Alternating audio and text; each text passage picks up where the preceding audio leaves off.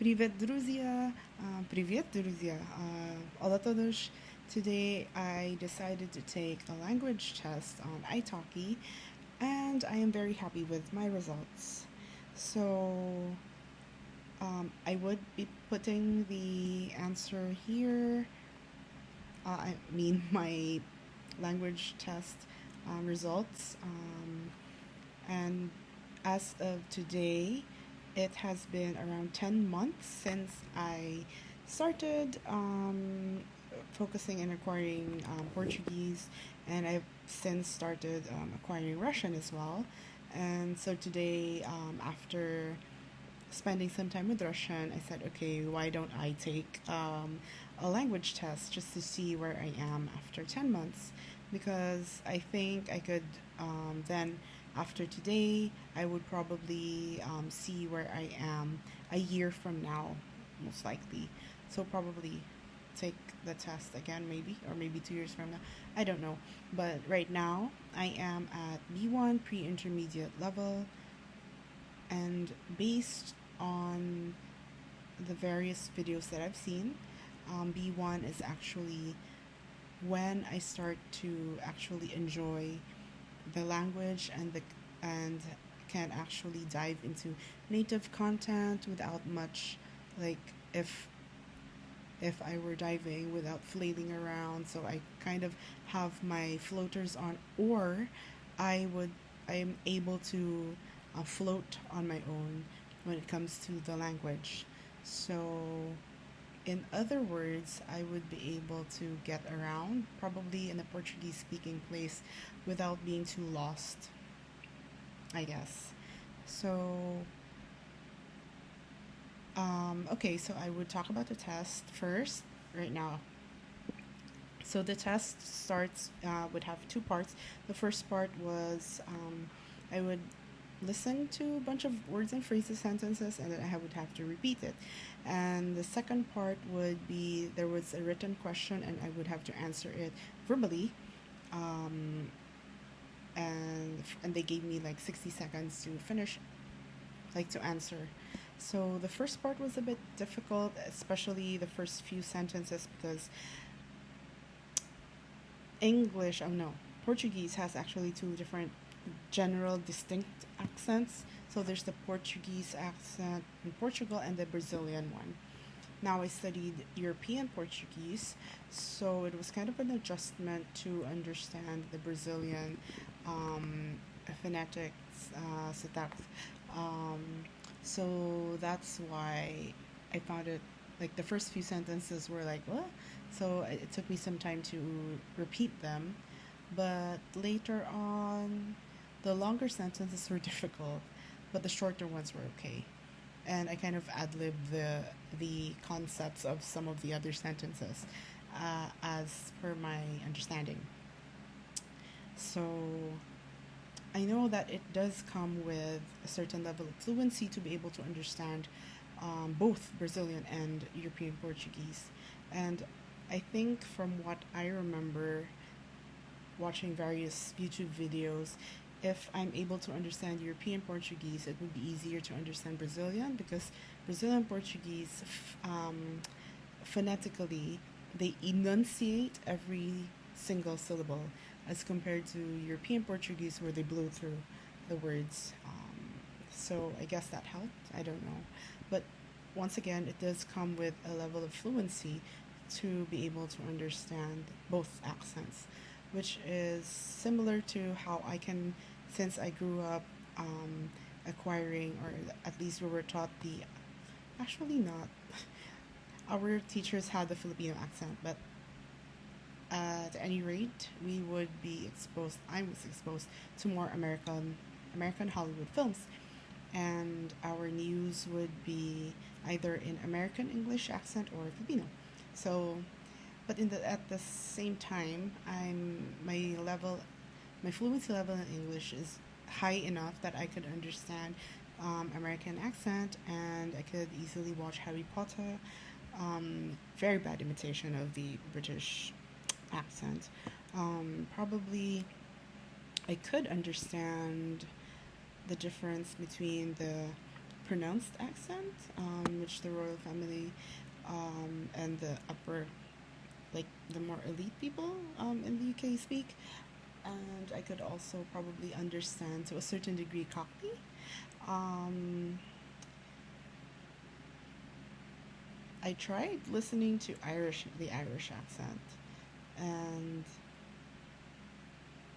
yeah, like I could understand Saoirse Ronan when she speaks, like in interviews. Um, my dad couldn't. Um, and then there's the um, what else? I forgot the dialect of the African Americans. There's also that dialect. Yes, yes. And what else? Oh, I could understand Rebel Wilson when she makes jokes in her very heavy Australian accent. Another poor version of my trying to imitate that accent. Yeah, so, okay, this has been about English accent. So, anyway, my point is certain level of fluency would enable the person to understand different accents of the same language. So, on the second part of the test was a written sentence, three written sentences, and I would have to speak and answer those sentences. They were fairly easy, I think, because it was something that every student would probably be well, one of the first things that any student would probably, it's like, what did you do yesterday, or what did you do today, or what do you usually ask people, or where do you live, um, those kinds of sentences that people ask children probably, maybe I forgot, but those things that you ask kids, like where do you live. No, don't ask kids if they're not your kids. That's just going to be weird. But anyway, so my point is that is the test that I took, and it turns out that I am at the pre-intermediate level, and I'm very happy that I am at B1, because from now until forever, I would always have Portuguese in my mind. That's No one's going to take that away from me. Um, Same with my Mandarin, although I haven't spoken it in a while. 我还可以讲，对吗？So it's the same with Portuguese. Posso falo pouco português? Posso falar um pouco português?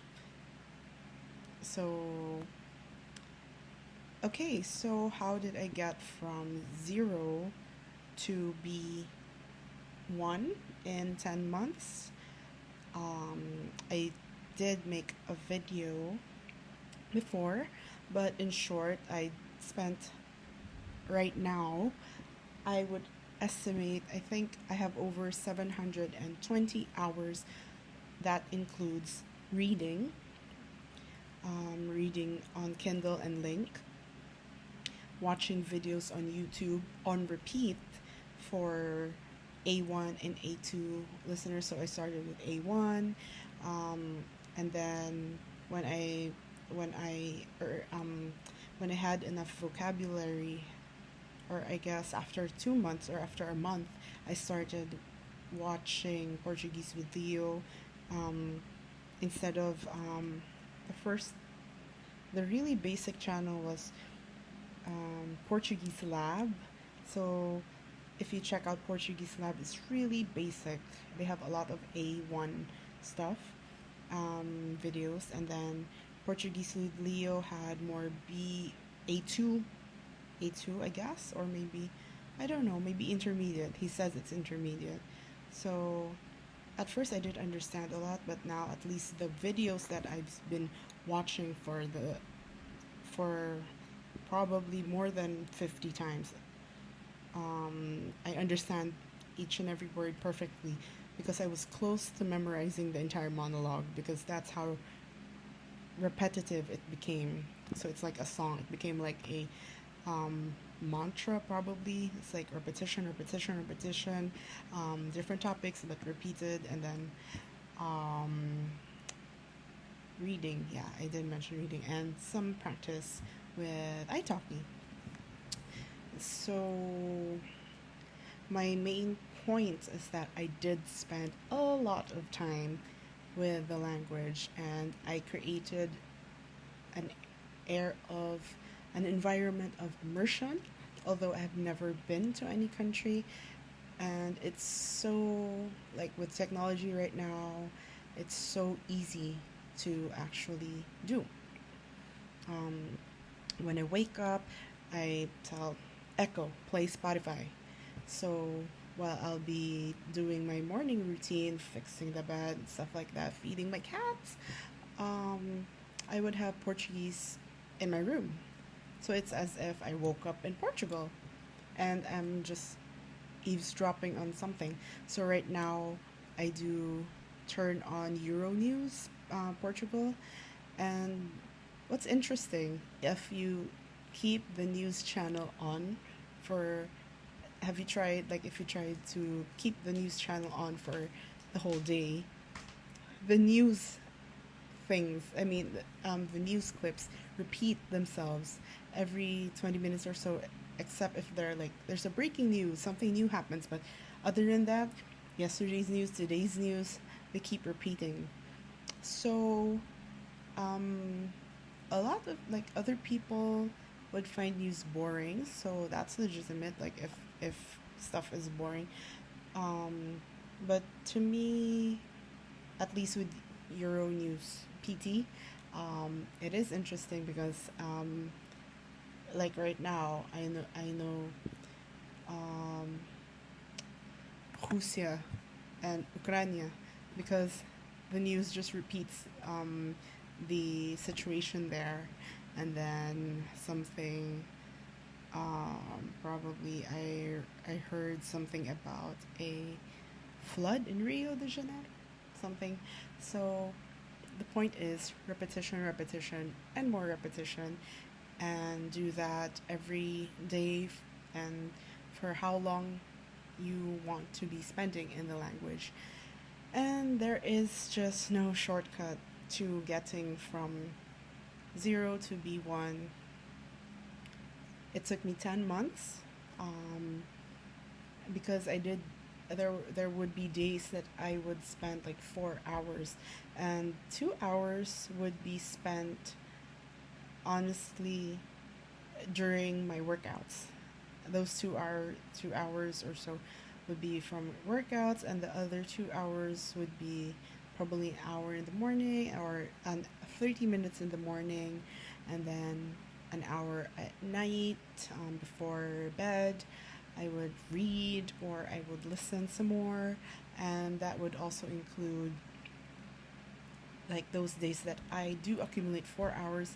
I probably watched a series in Portuguese or watched a movie in Portuguese. So all of those things count to my 720 hours across the last 10 months. So I'm trying to replicate the same thing in Russian, and probably would try to do the language test only after 12 months, because I know like right now Russian is difficult.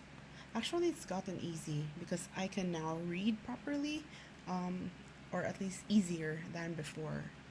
Um, I got the alphabet down after a month reading just recently, because pronunciation of the words is not. I mean, it is phonetic, but like privet is like you read it individually. That's what it is. But the flow of the sounds, or in general the phonetics, I still have to get used to. Um, that's just something that I have to work on, and continuously listen and read and listen and read and listen and read until I get to 700 hours, and probably even more because this is a language that is so alien to me and super different from the current languages that I know. Um, yeah, so right now, I grew up speaking English, Filipino, Hokkien, Mandarin, and Cebuano. And they're Southeast Asian and Chinese languages. And the closest that I have to Portuguese is Cebuano and Filipino and English. And I think even the phonetics of Cebuano helped me with Portuguese rather than English because of the Spanish influence in Cebuano in that language. So yes, that is my 15, almost 16-minute monologue on how I reached B1 after 10 months of learning Portuguese. So, if you're learning Portuguese or any other language, know that just enjoy the language and keep keep exposing yourself to the language. We're living in super I think fortunate times that the internet is here, YouTube is here, you can learn things for free. I have been wanting to learn Portuguese for over 10 years, and back then all I had was a Brazilian Portuguese book, and that book basically didn't help me because the book doesn't tell me how to pronounce, and that book, this thick, would not give me the vocabulary that I have right now that I only acquired through reading more than this thick of a book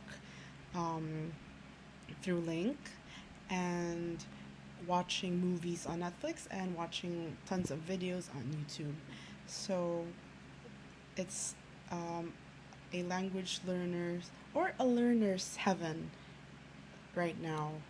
Like recently, I learned how to make chocolate, and just by hours and hours of doing my research on YouTube. So it's just everything's possible right now if you take the initiative.